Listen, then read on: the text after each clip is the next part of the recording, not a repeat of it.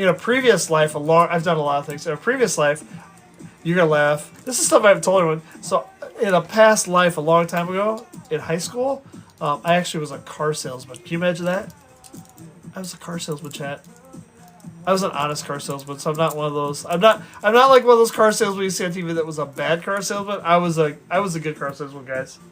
Previous live chat, I was a car salesman. So that's a little bit of history. Believe it or not, oh my gosh. Why am I exposing myself? What am I doing? So way back when, in high school, a while ago, I was told, the teachers were always worried about me because I was so shy. Can you imagine that, chat? They said I was shy. They said he doesn't talk, he's quiet, we're worried about I just didn't talk. And what happened? I don't know. I came out of my shell or something. I met a really, and I wish he was on here. I met a really nice person that took a chance on me. I did a lot of jobs. My dad had a landscape excavating company, so I could run any equipment. I could landscape anything. I could plant trees. I could run sod crews. I could run bulldozers. I did a lot of skid loader work. I could drive dump trucks. I could drive anything. I could do anything, chat. So I did a lot of landscaping stuff. Then I went into the business side.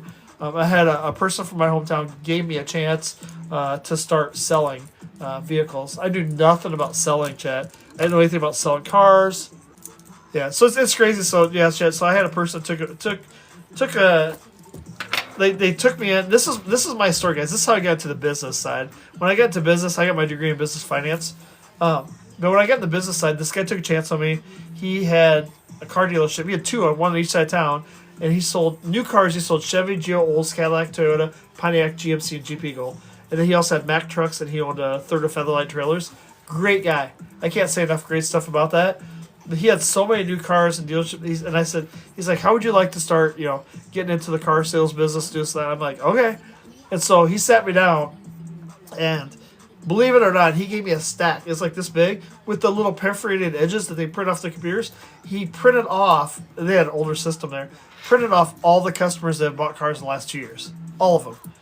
And he gave me a stack and said, look at this, and had a little place for comments. He goes, I want you to sit down, and I want you to call every phone number on this list, go through this whole thing. I will pay you by the hour to sit and go through every list. I want you to see how long you can keep people on the phone, talk to them, figure out about their families, their kids, what they like to do, their hobbies, what's going on, how's their cars, are they looking for new cars, are they happy, they're sad. He goes, I want you to learn how to talk to people. He goes, just call random people and talk to them and go through all this stuff. And so I said, this is not the smartest thing I've ever done. Like, you're going to pay me to sit here and call these people. So just start calling. And you write down any comments. If they just said a kid's Sally, if the kid's Joe, the kid's had a birthday, anything. Yeah, it's crazy. And I was shy. So I was shy when this happened, guys. And I sat there, but I feel like I have really good morals. Like, I try to figure things out. And car sales, I can tell you another story about that. But so I started calling this list of names. I just went through and just started calling them. Hi, this is me. I'm calling from this dealership. I want to understand. You said you bought this vehicle. I want to know how it's working out. If you had any problems, how's your day going? And they start talking about their family. I'm writing stuff down. I'm taking notes, talking to them. And I called. I think the first week I called a whole bunch of people, and I was like, this is exhausting. I'd have people hang up on me. I'd have people slam down the phone. I don't have time. I don't want anything. I'd have people say, yeah, I'm happy. No questions. They hang up. And so I was writing as much stuff as I could, call people. The second week, went in, started calling. I got to about 11 o'clock day. I'll never forget this day. This has changed my life. I'll never forget. I know the person still. I was going through the list. It was about 11 o'clock, and I hit a name on there. And I called this person, and I said, hi, this is so-and-so. I'm calling you from this dealership. Just calling to see how your thing's doing today. How are you doing? How's it going? And this guy laid into me harder than anyone I've ever met. I'm going to get goosebumps thinking about this. This guy went off of me. He called me every name he could think of. He told me how much he hated his vehicle, how all this stuff, he's never buying a vehicle again. He's told all his friends how much he went on and on, just yelling at me, just let me have it. I had no idea who this guy was. I just was calling off a number. It's like, I didn't do this to you. This guy went on and on, called me every name in the book, was calling me, yelling at me, screaming. And so I sat there and was just kind of taking it. And I just took it. And guys, I sat there and he went on and on. And he got done, and he yelled at me for 10, 15 minutes straight how much he hated this. He's told everyone, do not ever buy a car here. Do this, and yells at you. And he got done, and his very last thing he said, I'll always remember this, he says, and what do you think of that? And I sat there and I thought for a second. I'm like, okay, I got different options. This turned my whole career. I thought, I can hang up right now and nobody even know. I just be like, I'm done. This guy's rude. He's mean. He yelled at me. And my other side of me kicked in. I thought, this guy's upset. And it's like, this is the whole reason I'm calling these people. And he said, what do you think of that? And I said, boy, I'm glad I called you. He goes, what? It's like, boy, I'm glad I called you. He goes, what are you talking about? I said, I have been calling people for a whole week, and I'm halfway through my next week. And I said, I've called people. People are happy. People don't want to talk. I said, you're the first person I met that is truly, truly upset. I said, something's got you upset. And I said, so that's why I'm calling you. I said, he's like, I said, I don't care. I said, what's going on? He was mad because he brought his car in for an oil change, and on the inside, it was a new car, and on the inside, there was a scratch on the inside of his door where you step with your foot. So he thought someone scratched the inside of his door, getting in with their shoes or something, a rock or something, scratched his car. Who knows who did it? But he had a scratch this big on the back and was upside on the inside of his door. And I said, did you ever tell anybody about the scratch? Nope, but you guys did it. And I said, okay. I said, could you bring it in and can we look at it?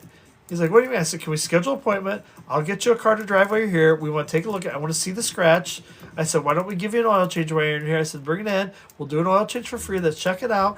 And we went on and we talked for another half hour. And this guy's like, what are you talking about? I said, I want to make this right. I said, I'm calling people to see who's upset and who's happy and who's not. And I said, I didn't know you're happy. I said, you never told anybody you weren't happy. Nobody knew this. And he had told everybody, do not ever buy a car here. That guy came in. He came and brought his car in, and I met him there. I knew the day was coming. I went back there, met him, shook his hand. We talked. I had a car ready, all ready for him out front. We went back. We looked at the scratch. I mean, guys, this was nothing. I mean, it was like such a small little scratch. So we sat there. Hey, Matt. So we sat there. We looked at this guy's little scratch in his door thing. Such a small thing. And I said, here's your car. I said, we have a painting booth here. We're going to take care of it. We're going to fix it. I said, I need to have this for 4 or 5 hours. We're going to paint it. We're going to touch it up, do all this. We're going to do your oil change for free, do all this stuff. So the guy left. I said, come back at this time. I said, you can call me phone. I'll make sure it's ready for you. The guy left. He came back, went back, and we looked at it. And we also, I actually had it cleaned for him too. We detailed it. So we washed it, cleaned up and stuff too. So not only did we fix this little scratch and painted it, and took it back to the body shop, fixed it quick. We also did the oil change, and we cleaned it. He came back. And we looked up there, and I said, how are you doing now? Here's your car. We walked through. We brought the service manager over. We talked to him. The guy looked there, and he felt like this big. And he goes, I am so sorry I yelled at you on the phone. I'm so sorry I called you. You know, all the things I called you and everything. I didn't mean to do all this. And so, yeah, so he said, where's your manager? And we went up to the front. I said, he's in there. He's on a call. So he waited for my manager to get off call. And I walked him in, introduced him, said, this is so-and-so. He had his car. He had a scratch. He was unhappy. I said, you know, we fixed it for him. We got taken care of, got an oil change. Because he goes, he told the whole story to my manager again, how he called. He said, I said horrible things. I chewed out this person, me, who's a little shy person. I didn't talk. So I chewed him out and yelled because he could have hung up. He could have anything. But I screamed and said, what do you think of that? And he said, I'm so glad I called you. He did not expect that reaction. You know, I killed him with kindness. You know, I was just like, he's like, whatever you do, don't ever let this guy go. He goes, he's a keeper. I actually, after that, he sent 4 other friends in. I got commission, sent them in to buy cars, and they only want to talk. I wasn't even selling cars at the time. He goes, we only want to talk to you about these cars. We want to go for drives. I had a little flexibility about the dealership. So I went and I sold 4 cars off of that one customer service call. So after that, after calling people, I realized my purpose of talking to people on the phone, and I picked my path. You know, I could have hung up on him and got mad because he swore at me and said horrible things, or I could have picked the path saying, he's mad for a reason. Let's figure out why, and let's fix it. And that's what I did. And I took that forward, and I started selling cars all through high school. And I'd come up on weekends, even in college, and sell cars. I could outsell everyone. And I did cars a little different. When I found a car and somebody wanted to look at a car or buy a car, we'd go out there, look at cars. They'd drive them, come in. And I said, we got 2 ways you can buy this car. We could sit here and argue for like 2-3 hours about the price, go back and forth between the manager. I said, or I can just get you the right price, and we can put you in the car today. If you're ready to buy a car, I'll get you the right price. We'll get you in this vehicle, and we'll go for it. And people are shocked. And they'd say, yes, I'm ready to buy a car today. I said, great. And I could tell if people come in, they're eating food, if they bring their family, if their car's dirty, if they're trading in, they're not buying a car. If they come in, they showed all the signs, their car's clean, they had the title with them, they're ready to get this done, they had it cleaned up, they want the top dollar for the car, they weren't eating anything, there's all these little signs. They come in, then I'd go up there, I had a little flexible, I'd pull the sheet out of the book, my manager let me do this, pull the sheet out of the book, bring it down, and turn the sheet around. I said, here's our sheet out of our book up there, here's our price of the car, I need 2% over this. And they look at you like, what? I was like, I can't be any more honest than this. I said, here is what we paid for the car, and I have to have at least 2%, which is a really good price. And they'd sit there like this. They were just shocked. You can't do this. You go anywhere else, you're going to put 5-10% on. It's a 2% over cost. I'm selling you the car. This is as honest as I can be with you. I would sell so many cars. And they'd say, go talk to this guy. He's honest. He pulls out the sheet, just shows you what they have for price. And look at how that's working today. That's how people buy cars today. You go online, and any car you buy, new, used, whatever, you can look up the value of it. Or a new car, you can see the retail price, and you can see the invoice price. You know what a dealership pays for it now. And so everything's moved to that. So, I mean, I was years ahead of what's going on now, which is kind of crazy. So, yeah, but we actually, I would go home on a weekend. I'd sell 4 or 5 cars on a weekend coming back from college, which was amazing. And everybody else was kind of shocked because they would sit there and argue. I would sell quantity and get more people coming back when they call, like, what weekend are you back from college? Because they want to buy more cars. And they want to buy from me. I built a following of people like to do that because I was honest with people. I just talked to people. I shared, what's really going on. And I picked the right path when I was talking through stuff. And I think that's what's important, you guys. It's that honesty. It's like, people ask me questions. I'll honestly answer any question anyone answers me, honestly, because I value honesty and loyalty. I really like having loyal friends, and I like people that are honest. And if people ask me anything, I'll answer anything. There's nothing I won't answer. And some things, if it's private, I'll tell you it's private. But anything else, if people ask me a question, I'll give my opinion on stuff. Sometimes people don't like my opinion, but I'm honest, and I learned from that point. I like to deal with people. I like talking to people. I like learning about people. And I like to get to know. And there's so many different types of people. When you sell cars, you meet all types. And when I'd sit there was people that would come in and try to buy cars, and the salesman there, they pre-qualify them. They sit there like, we're not going to go out there and help that person. They're not going to buy anything. Look at them. They're young, or based on what they drove in on, they're not going to help them. They do that. That happens at dealerships, Chet. There's people that are good, people are bad. I've tried buying cars, and I walk up and I have my car, and I'm out there looking. I look up, and you can see all the salesmen drinking their coffee in there. Nobody's coming out to help you. They look at you, and they pre-qualify you right away. And I'm like, I'm going to write a check for this car. Who's coming out to sell me this car? Nobody comes out. I'll leave the dealership and drive however far to the next town. I'll buy it in another town if people aren't there to help me and, respond to me. It's like, I'm there to look at things. If people don't support me, that's crazy. And I bought not my last car, but the car before. I had a BMW for this one, and I knew what I wanted. It was a used one, nice. It had everything I wanted. I tried to buy one in town. Nobody helped me. I called and made a reservation in another town, a town about probably half hour from here. Made an appointment with the guy. So I'm coming to look at this car. Here's what I'm looking at. I have no trade-in. I'm paying cash. I want to buy this car. Here's what I've been looking at. I save up before I buy stuff, so I'd already. He's okay, fine. He said, I'll beat you there. So I pull up to the dealership, got out, wanted to ask for the guy, and he looked out and he saw me. And I heard him tell someone, go tell him I'm with the customer. He wasn't with anyone. I've been in the car industry. I knew what was going on. He said, tell him with the customer. He was with no one. So 2 cubes away, they put me with this older gentleman. And, oh my gosh, he's a great guy. He was 2 cubes away. He went in. I said, I just got passed stuff. And he's like, yeah. And I said, well, you picked the right. I said, they passed me the right person. This guy's like, I've retired twice. I'm here. I miss people. He's an older gentleman, and we got to talk, and we went for a test drive. And I already knew I was going to buy it. I test drove it, but I knew everything I needed to know about it. We just had to get to a price. I knew how much I wanted to pay. I had it all figured out. I talked to this guy. I said, hey. I told him about the other dealership I went to. Nobody would come and help me. I said, then all of a sudden, here I come out to this dealership, go to this guy. This guy said, come with me. We'll go for a drive. So I went with this older gentleman. We talked, laughed about my history. He's like, you've done that? I said, yeah. I said, I've worked in the auto industry. He knew that. We talked. We went back in. We're sitting there. And I said, let's talk numbers. I said, I want this. Let's do it. And so we started talking numbers, worked through everything. I said, you get the commission on this. I said, I don't want anybody else to get the commission. You're the only one to help me. I said, no one else helped me. So they actually, we worked numbers. We had a number. He was getting ready to go up. And he goes, I think you could go a little. And it was a fair number that I was offering. He goes, I think you should knock another 500 off that. I said, are you kidding? He's like, no, knock another 500 off. So he did the sheet, and you sign it, and they go to the manager. But he talked to me into knocking another 5. This guy was amazing. This older guy was amazing. I bought 2 more cars from him since. See, it flows. I mean, it's funny how it works out, but I bought 2 more cars because he was honest with me. And that's so yeah, so I signed the paperwork with this guy. We went up there. As soon as we signed it, he went up to the office, came back, and said, looks like we have a deal. Guess what happened? As soon as we signed that deal, guess what? That salesman I was supposed to have the meeting with, he came around like, hi, sorry, I was busy, tied up, I didn't get to talk to you. Hey. And I said, I'm already working with him. I said, I've never met you. I said, that's okay. He's got me handled. He was trying to get that commission after he blew me off. And I was like, nope, not happening.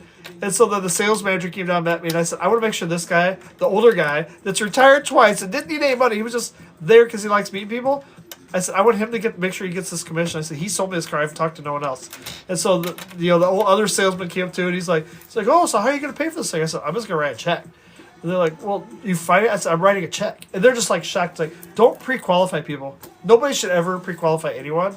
And it's horrible to look at someone and judge them based on, I probably had sweatshirts and jeans on. They didn't expect me to come write a check. It's like, you can't pre-qualify people.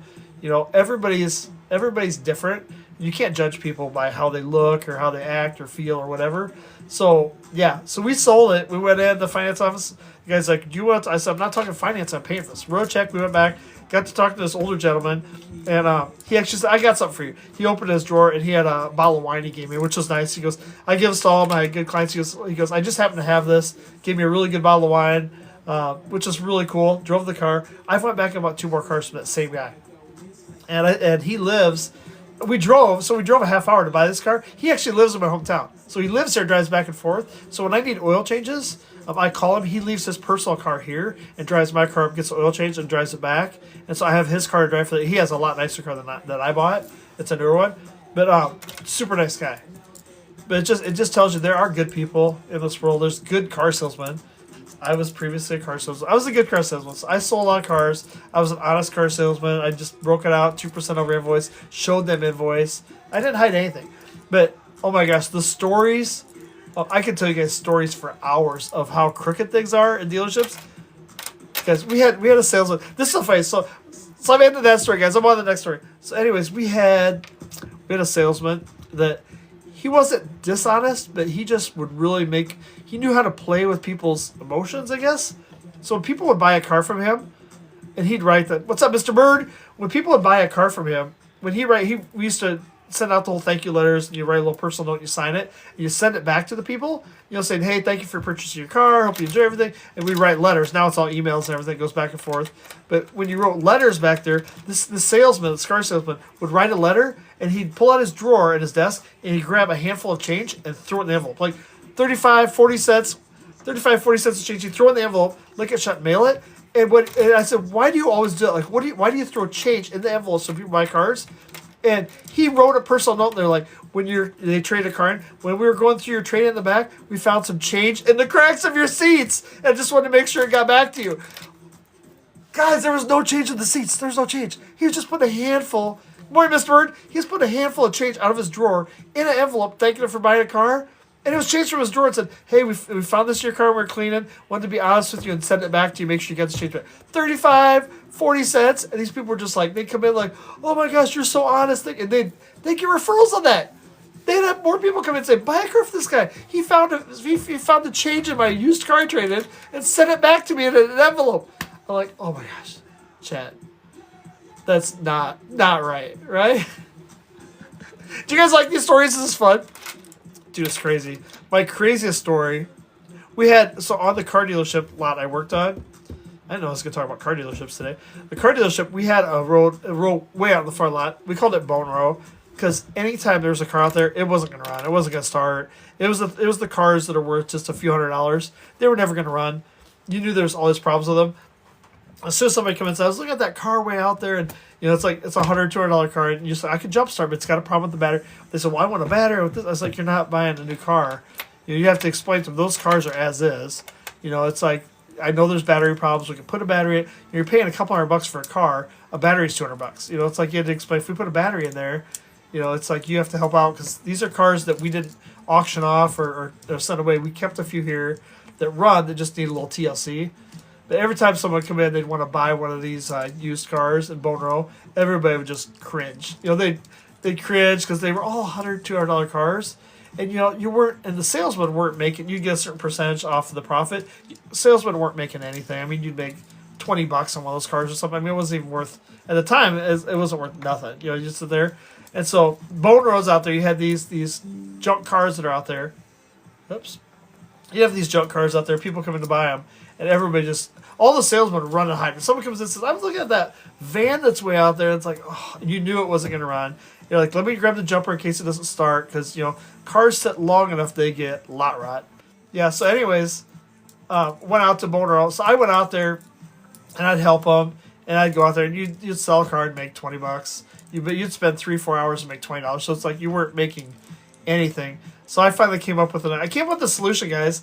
I went to my boss and said, we have all those cars out there. Nobody wants to sell them. When people come here to buy them, it's like we're just not getting anything for them. I said, what if I sell them all? I want to sell all of them. Like there's I think there's 20, like probably 20 at a time out there. So there's 20 cars out there. I want to sell them all at once. All of them. And it's like, how's that? It's like, I want to sell them all. I want to put together a proposal. If you allow me to, let me have some flexibility. I want to sell all those cars. I want to sell all 20 of them at once.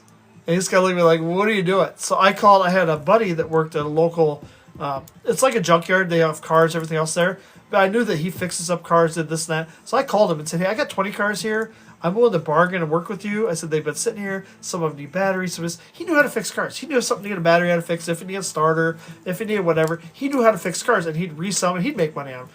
I was like, nobody here wants to sell these cars because they're not going to make any money. It's a pain in the butt for going out there. It's hard for the dealership. It costs more to do the paperwork than to sell these cars. So I had him come. We walked through every single car. We brought the jumper. We started him. He listened to the motor. Went through all of them. I said, these run. Just they need a little TLC. Here's what's on. We went through them all. We sat down. I spent probably half a day with this guy.